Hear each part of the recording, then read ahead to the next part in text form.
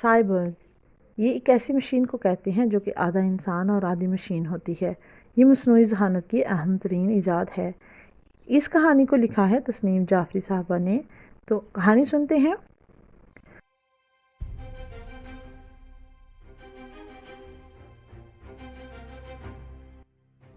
دنیا پر مشینی مخلوق کا راج تھا۔ یہ مخلوق ابتدا میں ایک ستارے سے یہاں آئی تھی، پھر انہوں نے اپنے جیسی بے شمار مشینی مخلوق بنا ڈالی جنہوں نے اس دنیا سے انسانوں کا خاتمہ کرنا اور ان کی جائیدادوں پر قبضہ کرنا شروع کر دیا۔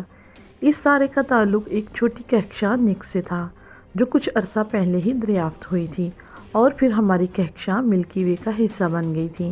ملکی وے نے نکس کو اپنے اندر جذب کر لیا، لیکن اس کی مخلوق نے ملکی وے میں تباہی مچا دی تھی۔ اس کی مشینی مخلوق کی نظر جب خوبصورت سرسبز دنیا پر پڑی تو انہوں نے دنیا پر قبضہ کرنے کا فیصلہ کر لیا تھا۔ ماسٹر مائنڈ تو چند لوگ ہی تھے جو اپنے خلائی جیٹ طیاروں کے ذریعے یہاں پہنچے تھے اور اپنے منصوبے پر کام شروع کر دیا تھا، جن میں سے ایک ٹیمی بھی تھی جو بلا کی تیز رفتار اور ذہین تھی۔ دنیا کے بڑے بڑے سائنسدان اس مصیبت پر قابو پانے کے لیے سر توڑ کوششیں کر رہے تھے، روبوٹ اور مشینی انسان بنا رہے تھے تاکہ ان کا مقابلہ کیا جا سکے۔ وہ کسی حد تک ان سے مقابلہ کرنے میں کامیاب بھی رہے تھے۔ ان مشینوں کے درمیان مستقل جنگ جاری رہتی تھی، مقابلہ برابر کا چل رہا تھا، اس لیے نکس والے بھی ابھی تک اس دنیا پر مکمل قبضہ جمانے میں ناکام رہے تھے۔ پاکستانی فوج کا شمار دنیا کی اعلیٰ ترین تربیت یافتہ فوج میں ہوتا ہے۔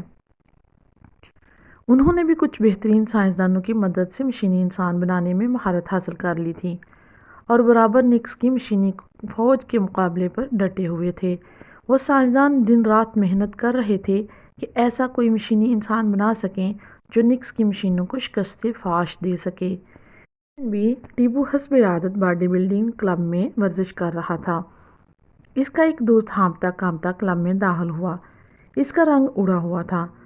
وہ مشکل بولا، ٹیپو، جمی، آلی، جلدی کرو، بھاگو یہاں سے، وہ مشینی انسان یہاں بھی پہنچنے والے ہیں۔ مگر کیوں اور کیسے؟ انہیں ہمارے اس خفیہ کلب کا کیسے علم ہوا؟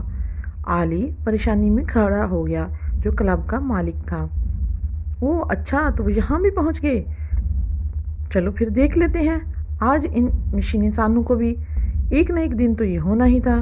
ٹیپو بولا، یہ بہادری دکھانے کا وقت نہیں ہے یار، نہ جانے وہ کتنے لوگ ہوں، ہم اپنے ہتھیاروں سے بھی ان کا مقابلہ نہیں کر پائیں گے، چلو تہہ خانہ میں چھپ جائیں۔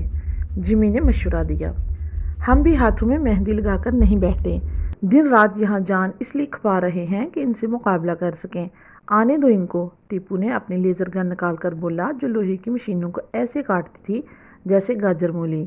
وہ کمانڈو تھا اور خفیہ طور پر فوج کے لیے کام کر رہا تھا۔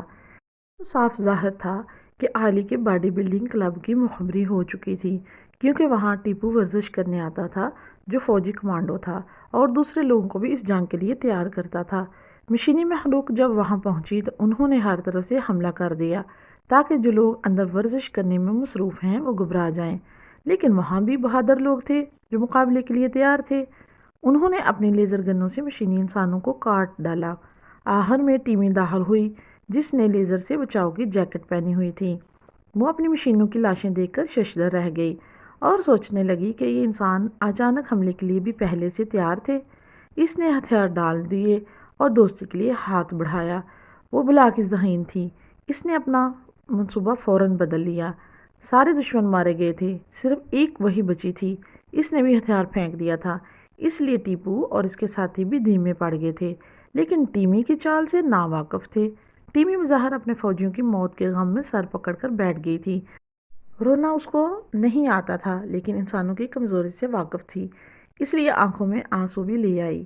وہ سب دوست اس کے آنسو دیکھ کر اس کو ایک کمزور لڑکی سمجھے اور نرم پڑ گئے۔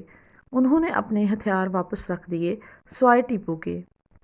جمی نے اس کا دھیان ہٹا دیکھا تو سوچا کہ چپکے سے جا کر اس کا ہتھیار اٹھا لے تاکہ وہ بالکل بے بس ہو جائے۔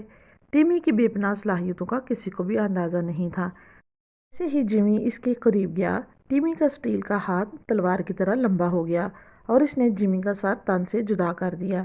ٹیپو نے اپنی لیزر گن سے ٹیمی کے سر پر فائر کیا، وہ جھٹکا کھا کر گر گئی۔ ٹیپو جلدی سے جمی کے قریب آیا اور اس کا جسم ٹھنڈا پڑ چکا تھا، جبکہ سر ابھی تک گرم تھا، کیونکہ سر کے اعضاء ذرا دیر سے مرتے ہیں۔ وہ اچانک ایک خیال آیا اور وہ جمی کا سر اٹھا کر بھاگا اور سیدھا اپنے سائنسدان انکل کے پاس گیا جو مشینی انسان بنانے کے ماہر تھے۔ ٹیپو نے ان کو جمی کا سر دے دیا کیونکہ انہیں سائبورگ بنانے کے لیے ایک ایسے ہی سر کی ضرورت تھی جو تن سے جدا ہو چکا ہو لیکن اس میں حرارت باقی ہو۔ انہوں نے فوری طور پر اپنا تجربہ کرنا شروع کر دیا۔ مشینی انسان تو پہلے سے ہی موجود تھا، بس اس پر سر لگانا تھا اور اعضاء کو جوڑنا باقی تھا۔ ٹیپو کو جہاں اپنے دوست جمی کی موت کا دکھ تھا، وہاں ایک سائبورگ بن جانے کی خوشی بھی تھی۔ اس طرح اس کے دوست کو ایک نیا جنم ملا تھا۔ سائبورگ ایسا زبردست انسان ہوتا ہے جس کا جسم طاقتور مشینی اور دماغ انسان کا ہوتا ہے، یعنی جو خود سوچ کر لڑتا ہے۔ ٹیمی مری نہیں تھی، وہ اب ٹیپو کی پہلے سے بھی زیادہ دشمن بن گئی تھی۔ ٹیپو نے ایک نئی ٹیم بنائی، سائبورگ 1، اور اب وہ نئے جوش کے ساتھ مشینوں کے مقابلے کے لیے تیار تھا۔